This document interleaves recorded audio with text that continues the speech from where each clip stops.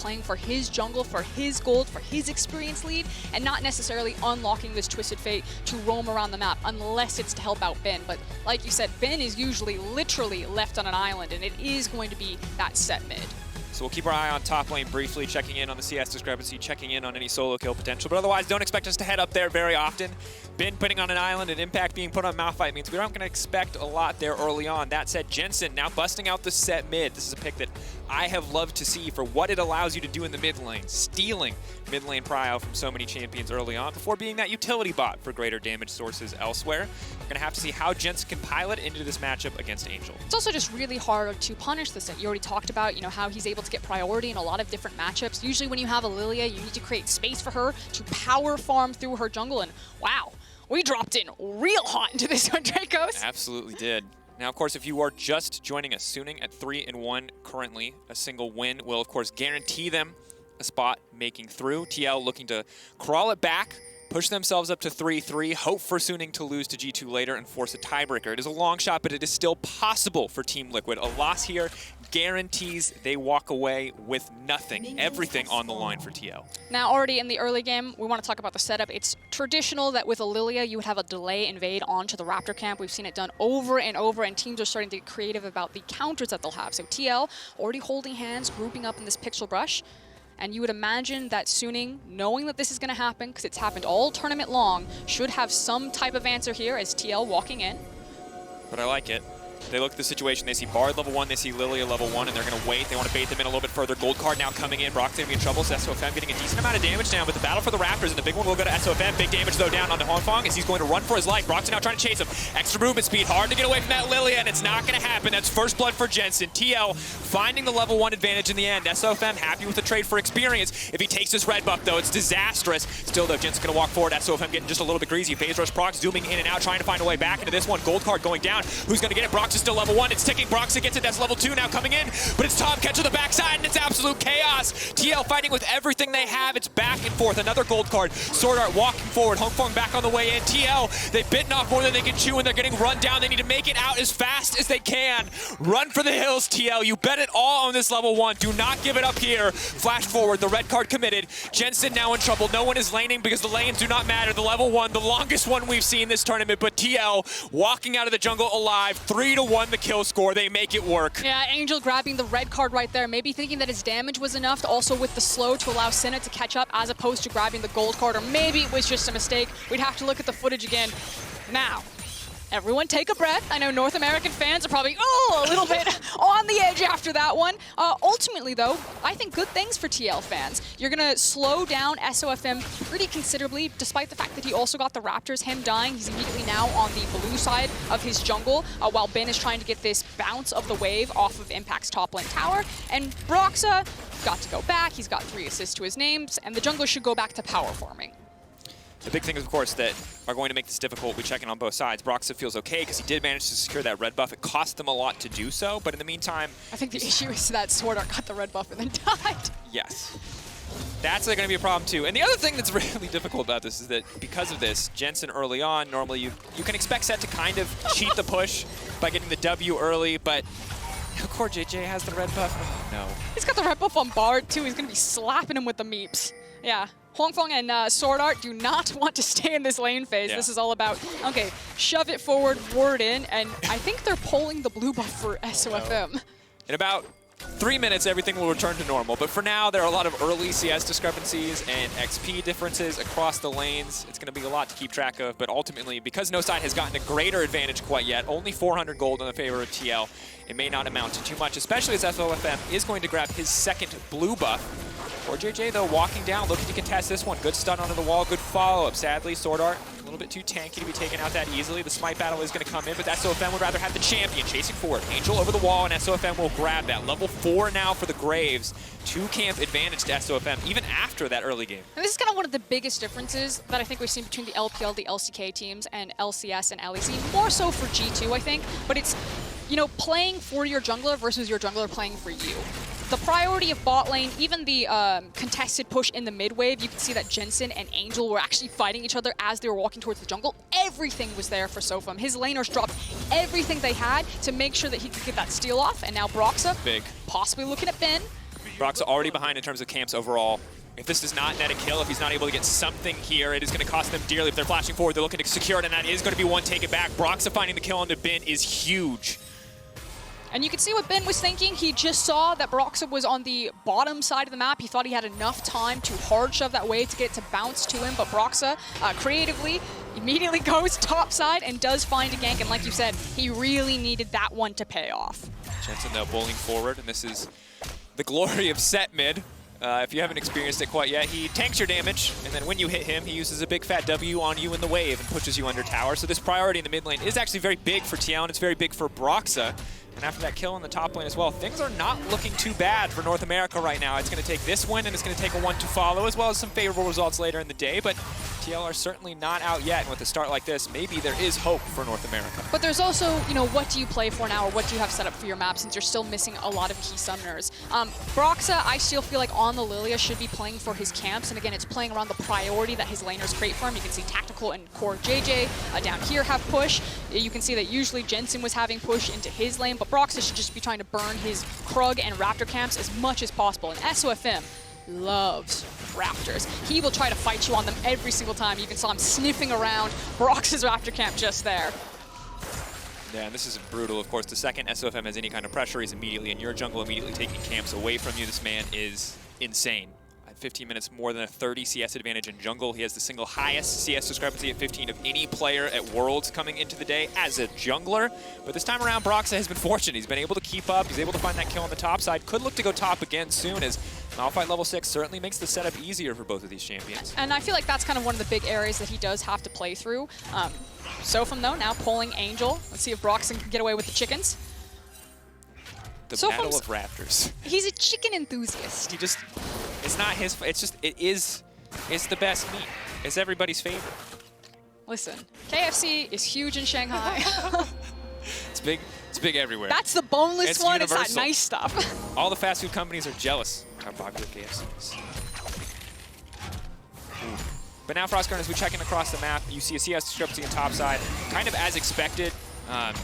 Good news for Impact is because he's able to just stack armor early on, Jayce doesn't really get to rush the lethality route and try to burst his teammates, instead of being forced to go into the Hex Drinker just to be able to survive the coming gank threat. But Angel, Penton now moving down, the gate now coming out, Broxah stunned up, a lot of damage here. Lillia still very squishy, needs to make it out to safety, trying to flash over the wall, but will not happen. Cannot get close enough and does get taken down.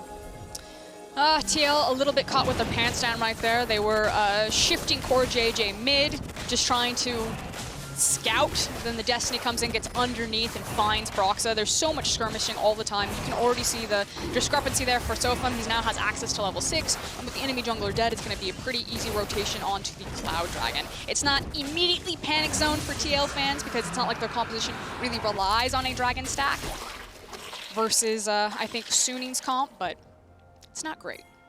Yeah. And of course, we did talk a little bit about weathering the storm of the Jayce a lot in the early game of a lot of these aggressive laners. And it's a difficult road, I think, for TL, not just, of course, in the game results, but also in the match today. And while things overall don't look too bad, a lot of these CS discrepancies could start to get out of control. 80 to 53, a play going to get picked up here. Broxah being forced to just catch some of this CS. Bin backing off and giving him respect, not because of the threat that he represents, but Impact returning to lane, obviously with that sleep, could result in a very quickly dead Jayce. It's also that he knows that Impact doesn't have TP, so he's being denied plate as well as a lot of gold. Impact's falling farther and farther behind in this matchup. Like you talked about, though, kind of the nice thing that it's double AD for topside for Suning, Jayce, and Graves. So he's stacking armor. He's doing his exact job, which is to not die and press R in a key moment. And that key moment might be the Herald. We actually saw that TL were bringing their bot side top initially or down the mid lane, while CoreJJ is now returning to the bot side. And it was because they were thinking about contesting for Herald here, but now it's been cleared out. Suning are interesting. They usually have pretty delayed monster objectives, because it's all about, you know, making sure it's perfect around SofM's clear and farm path. And he's on the bottom side of the jungle right now, and I think he's eating up all of the camps. He'll probably do it after he passes blue buff around. Yeah, SofM in maximum Hoover mode right now. Oh no, he's going back for cross. It's a PvE game. This man is not interested in anything else. He's like, listen, team, the Herald can wait. You guys just make sure that they don't get it. I've got to do Krug camp. I need to reset, walk top. Then we can think about that. He's like, look, I get if we win this game, that we get through. I understand. But have you considered that I have numbers to maintain, that I have a reputation to maintain? This man is the mad scientist of the jungle, Frost. If he's not power farming at all times, what is he doing? Is he even SOFM? No, he's not.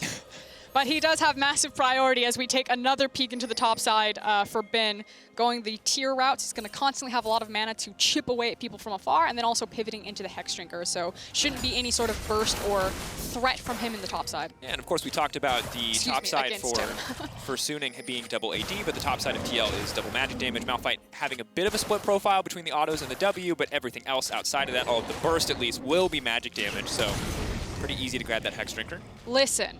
Junglers and solo queue. If SofM gives away his blue buff to his mid laner, you can do the same. This man, the flawless CS numbers, can do it. That's wholesome. Trying to teach the people a lesson. This is actually big. So Broxah has revealed himself on the bot side of the map by throwing the swirl seed down there. And again, there's so much priority from Ben top side. SofM should have a free reign if he wants to go for that Herald. And you can see the immediately pivot from TL, where there's the on the way pings towards Herald. So TL recognizing that they gave a free pass for SofM to start Herald if he wanted to. And now they're sprinting across map to make sure that he doesn't get the objective. In the meantime, SofM not interested in the Herald. Instead, interested in either Broxah and or these Krugs. It'll be a little bit more clear. He's trying to catch Broxah as he comes around. Oh, there's a Cam. Destiny, look at Angel. He's waiting in Fog of War, looking to Destiny in. Smoke screen going down. Impact ulting in, but it's not going to amount to anything.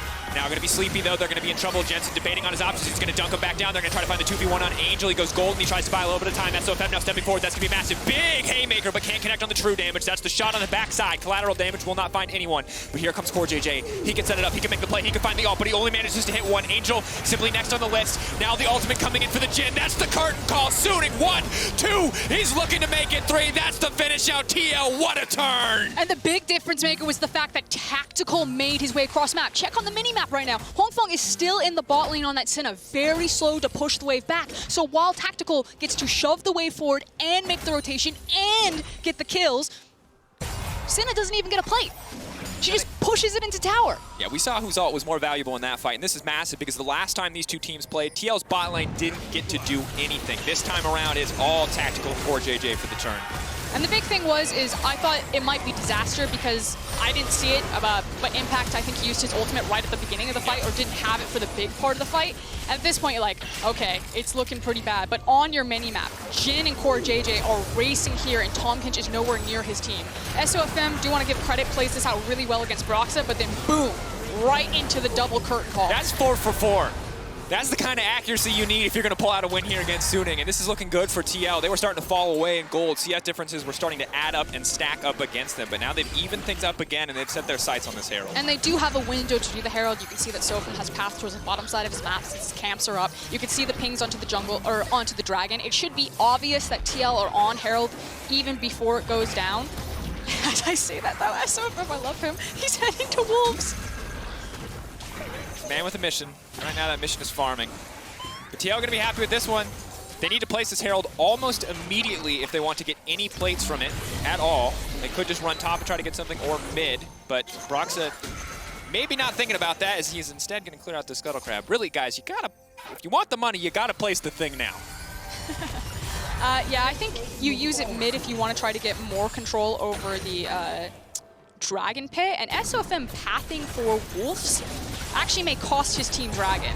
Now, you can see that he's sprinted now back towards the Dragon Pit, and he's very quickly trying to take this, but if TL were really on the clock, they could actually walk down and dissuade him from doing it, but instead, they're focused with this mid lane tower. Like you said, they need to place the Herald there if they wanted to get any sort of use of the plates. They do manage to do that, and they trade Ocean. But there was a world there where TL could have gotten both Herald and the Ocean Dragon. Yeah, but regardless, TL's still doing pretty well, all things considered. Of course, you're looking at the double dragons on the opposite side, and the gold advantage, the CS discrepancy rather, on the top side of the map is going to be problematic, as Impact will probably continue to struggle.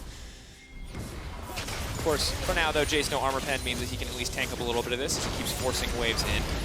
But, you know, it's the importance of what do TL get by trading damage on the mid tower versus giving up the Ocean Dragon, especially since it's only second Ocean, and it's changing up their lane assignments. And you can already see this as they're walking back towards the map. The fact that CoreJJ and Tactical are now taking route up into the mid lane, and Sett is now on the bottom side of the map. And They can slowly whittle down this tower, but it also gives CoreJJ now the entire map of where he wants to swing out and try to skirmish. So I like it. Tower now falls over. That's going to be a nice chunk of gold into Tactical's back pocket, and CoreJJ should be unleashed on this map to start teaming up with Broxah and being that ganker that they need since they have a Lillia as the jungle. Yeah, now a 1.5k gold lead, Tactical 3-0-3. This is the man we have to keep our eyes on because he's performing marvelously. Now the setup onto SwordArt, maybe not the ideal priority target as the delayed snare will come out. SwordArt will just walk away, but still fishing here from the side of TL. Interesting, though, as we check in, double lethality items now coming in. SofM and Huanfeng clearly both focused on killing, well, the Lillia and the Jhin, because it's a Sett and a Malphite. So obviously they're not worried about hitting frontline at this point. They're much more focused on keeping maybe the 1-3-1 alive and killing the backline of TL before they have to worry about something like the Malphite in the Sett. But that will make team fights even more difficult as we push later into the game. But now it's about talking about what the team's options are on this current map state. So obviously for Suning, their real playmaker is going to be anytime they have the Destiny. Because that mid tower is down and Senna doesn't push waves very fast, you would expect that TL, as we can see on the map right now, will always have mid priority, will have mid priority more often than not, unless Suning really put multiple members to contest that wave, which means that TL should actually be first to rotation on a lot of these skirmishes in the side map. So what I'm looking for TL is, again, CoreJJ in particular on this Bard to push down mid, and with that extra room, then start swinging out either bottom or top side and finding picks to start pushing down more towers while we wait for Mountain Dragon and Baron. And while walking into enemy jungle to secure a little bit of vision certainly isn't the flashiest play, it is exactly what you're asking for. Securing mid-prio, walking and getting a division down. But now we have the double play in the mid lane. Cleanse now coming out from Tactical. Is going to be able to back away on that one. SofM, though, chasing down this kill. CoreJJ on the hunt. SofM could be in trouble here as Broxah is now walking in as well. Tactical on a rampage. And again, Suning overplay their hand in the mid lane with these semi-globals. Yeah, absolutely a whoopsie there, trying to hard force into the mid lane. And now TL just get to walk this one down mid as maybe Impact's overextended. Ben's on the other side of him. Ult out. Is going to be in trouble here, but it's slowly chipped away at here. The true damage, the extra magic damage, and they will find that one. Means top lane tower will be in trouble and will in the end fall in favor of Suning. So Suning biting back. Yeah, and kind of the one option that Suning do have at this point, while they're waiting for Destiny to constantly be back up, as well as the Abyssal Voyage, is to just shadow behind Ben and allow him to continue to exploit the top lane. So TL recognize that there's probably nothing they can really do against this Jayce unless they're throwing multiple members at him to try to slow him down, especially at this point of his itemization. Although, as I say that, he actually needs to take it back. I was expecting him to have the Muramana by now. I look down, he's like, pickaxe tier Hex Drinker. Fast charge as far as champions are concerned. Probably not as fast as the full-on Muramana. And Jensen going to one-shot the wave here and walk away. And of course, in the previous fight, I said cleanse. It's actually the Mikhails coming in for CoreJJ, and this itemization is smart and it's very clutch because you look at the options on the side of Suning to actually get a fight kicked off with hard CC, and they are very limited. It is delayed snare from Huanfeng, and it is the gold card coming in from Angel. So for Tactical right now, as a man with 2 items and Swifty boots, he might go untouched in these mid to late game fights unless the Graves or Jayce are finding the flank. Yeah, it feels like Suning's composition really thrives in trying to hit you in your setup for objectives, because like you're saying, it doesn't have the same traditional power as a true 5v5 competition, especially not when you compare it to TL's comp, which is really about zone control and creating space for Lillia and Tactical to run away with fights. So Dragon is spawning in 36 seconds. The good news for Suning fans is that they can afford to give this one up if they don't want to fight it or they don't get a pick before then, since TL didn't get the early Dragon stacking. And I expect that's what Suning should do, is just wave the white flag, say, okay, TL, you got it. You can have the Mountain Dragon, and then trade that for farm on some of their necessary carries, because Suning are still looking for bigger item breakpoints on their Jayce and their Graves before they feel confident to walk into these 5v5s. But as I say that, it is Suning, so... Yeah, and that's the thing. And we already talked about it already. Suning much better setup for the side lanes, but now that they've fallen behind or haven't really gotten far enough ahead, let's say, in some of those side lanes, it's certainly going to be difficult to possess a lot of these individual advantages. You can see, despite the fact that Jensen is being matched up against Angel, he has no MR. He is worried about the 80 threats on this opposite side of the team. There is 3 of them, so not concerned about magic resistance for now. Presumably the plan is blow up the TF and be immune to damage from everyone else, as TL will grab this dragon uncontested, denying soul point from the side of Suning. Yep, there we go. And now TL have the option that they can play to contest the mid wave and then probably move into a Herald. The second Herald, if they can get it, probably not though. They'd have to like rush it right now and try to burn it down. It's gonna say try to get second Herald before the Baron spawns. I think you have till 1945, so not gonna try for that one. A little bit too much of a speed run. Oh! Maybe they go on Baron as soon as it spawns, or they just try to bird it? I mean, they have the Lillia. She hasn't finished Leandry's yet, though. But this would be... They're trying. Here we go. It's a race. Does Baron eat the Herald? I think you have extra time if you've actually started it. We'll see, though. Nope, you don't. There you go. We're learning together. I just stopped trying at 19 minutes. It's I didn't not even your know people fault, tried Drakos. anymore. TL didn't know either, so... Why not go for it? Okay, now we're going to play a pick off of top side. TL have numbers advantage on top side. They also have the hard engage of Bard. SofM should know that they're up here. You can see that Huanfeng and SwordArt are also making their way here. So Suning, again, their game plan, slow down TL. Match them. Deny them from continuing to accelerate the game and play around monster objectives. So Suning, in between these dragon spawns, just want to be eating as much farm as possible and then looking for plays with Destiny. TL really need to put their foot onto the gas. Yes, they also still have decent scaling on their composition, so don't walk into any sort of bad fights, but can continue to use their mid priority to chip away at structures when they threaten dives like this. Could be in trouble here. Obviously has the MR and the Hexdrinker, but no armor to stop Tactical from raining hell on him. SofM now backing off. Shock blast over the wall, though, is pretty big. Broxah is still relatively squishy, but you can see Destiny just be forced out defensively, just to kind of threaten, just to kind of warn TL to back off. But this systematic push forward of vision from TL is going to make it so hard for Suning to play the game, because they have the Swirl Seed, they have the Bard Tempered Fate, they have the Binding as well. And if they can throw out some of these skills from Darkness and catch one member out, Suning either have to commit those globals to match, or get someone picked off and risk losing the Baron. Yeah, and I don't necessarily blame TL for playing this one quite tempered. Again, everything is on the line for them. This would be the end of their 2020 season if they lose this game. And the composition does have those scaling options. So unless the fight is 100% perfect, you know, they weren't going to risk it all on a dive to flip this game potentially back for Suning. Yeah, no reason to do so. I think definitely a difficult game for Suning, though, to find good avenues, to find good fights. Especially as CoreJJ just continues to stick in the general area of tactical at all times, knowing that Mikhail's is a matter of life and death. CoreJJ consistently just waiting in the darkness, fishing for plays. It's cool to see Team Liquid adapt after the last time that these two teams played. We've talked about it before, we'll talk about it again, but the Twitch for Khan being so completely and utterly shut down this time, putting more bans forward, setting their bot lane up for success with this Jhin Bard combo, and obviously paying off very well.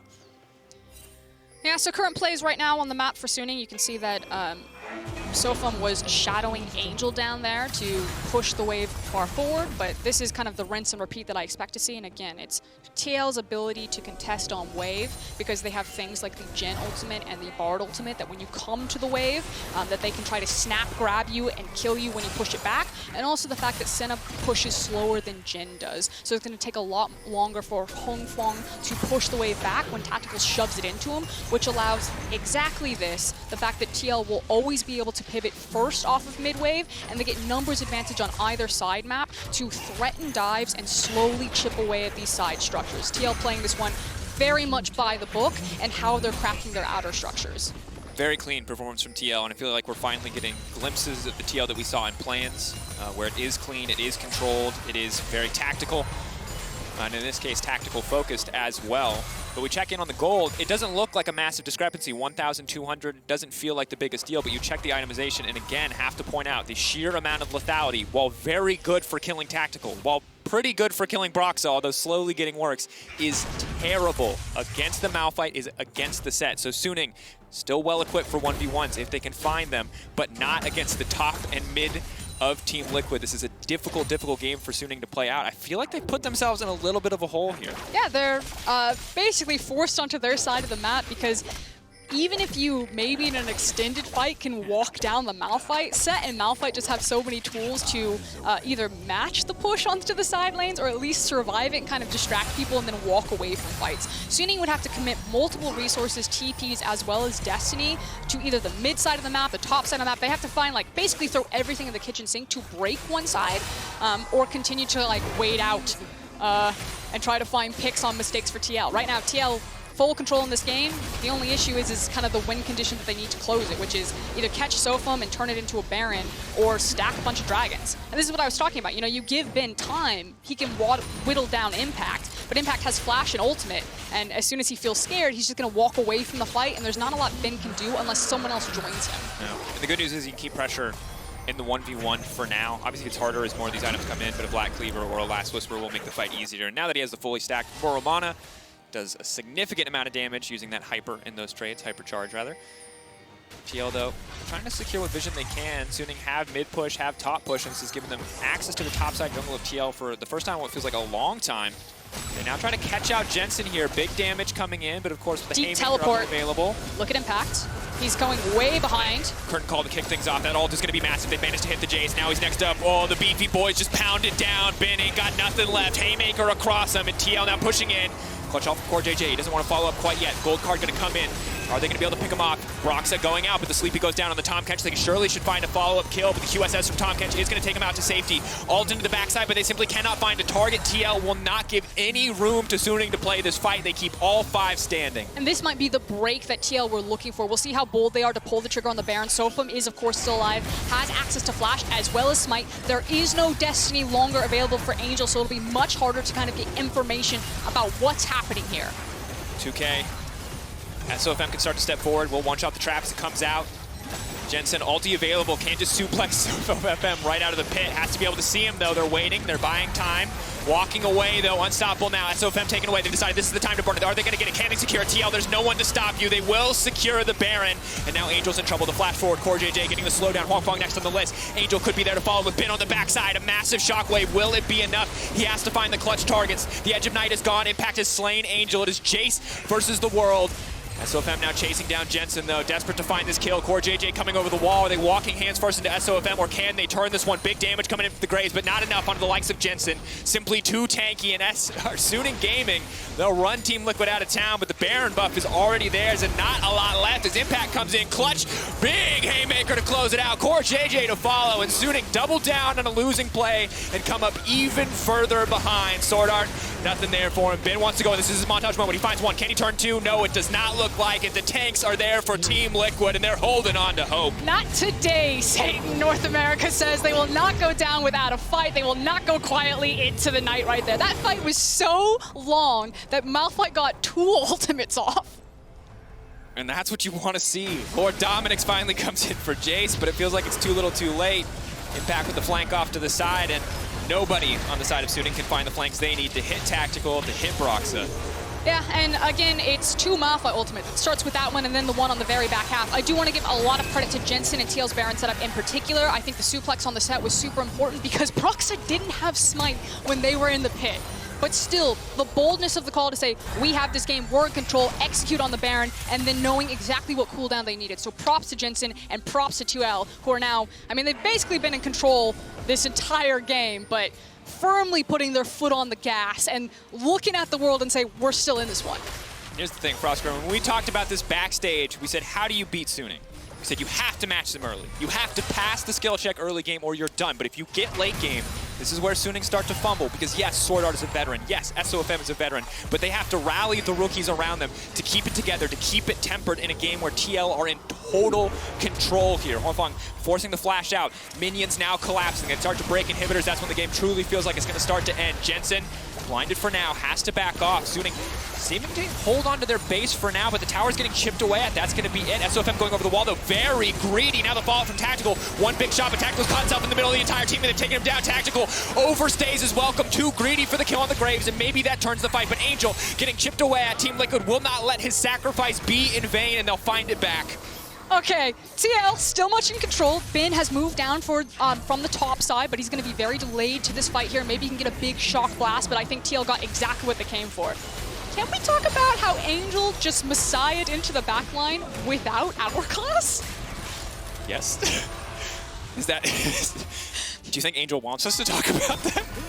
I don't know, I got the kill. Yeah, it works out.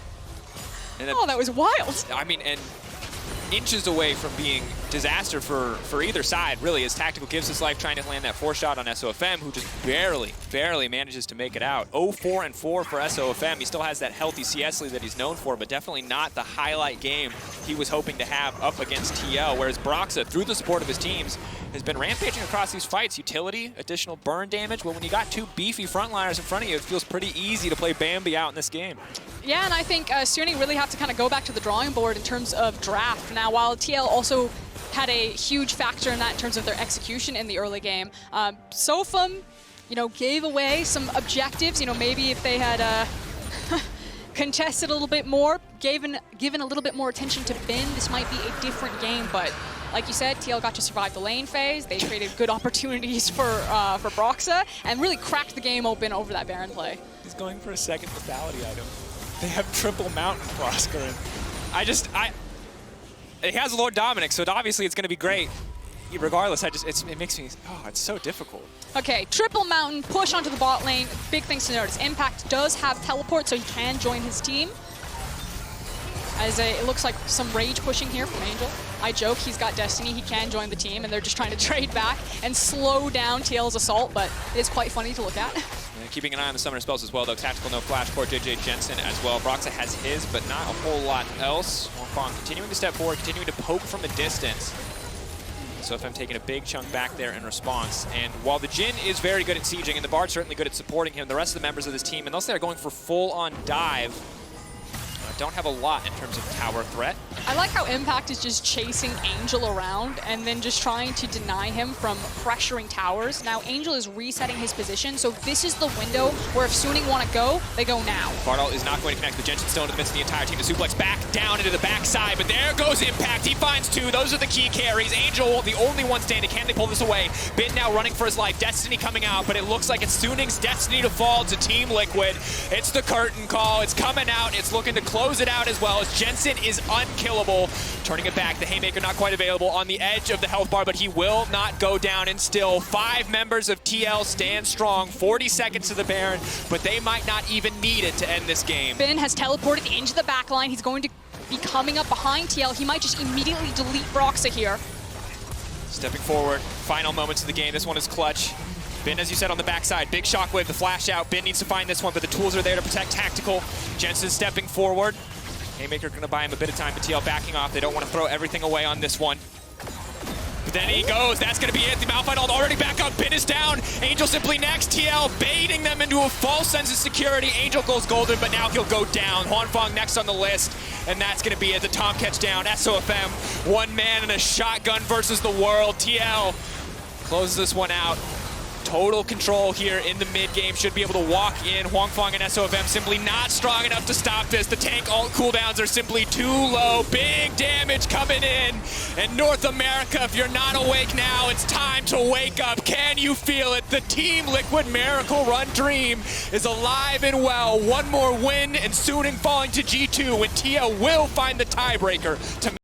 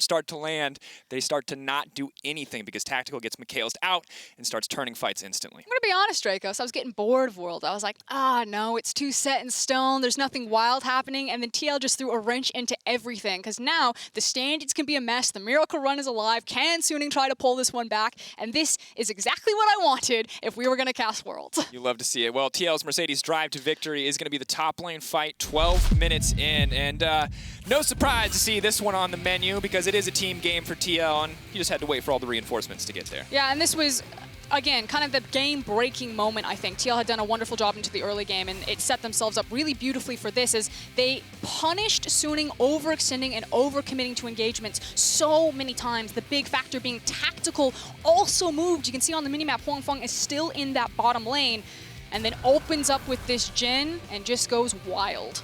And this is the best Jhin skin to do it, by the way. Just throw out those Spider-Man arms and just rain hell on the back line. Oh, you love to see it. 1, 2, 3, 4, finish. That was nasty. We've seen Jhin ult be mostly useless for this entire tournament, so watching a Jhin ult like that is a beautiful thing to see. I'm actually blown away by this game. I saw that level 1 TL1, I was like, ooh, this is a good start. I then saw the transition into the mid game, and I was like, oh, whoa, who is this team? Team Liquid, absolutely nuts in that one. So, yeah, ready to see how it's going to work out for them in the rest of the day. It was only a matter of time. They just needed to catch up and learn, and TL have shown that they have learned so much from these games as they continue to show us their ceiling. Yeah. And of course, Team Liquid, they're still in the fight for quarterfinals, and we're going to give you a breakdown of their win with the Zale after this. Don't go anywhere. The Miracle Run's going to keep going in our next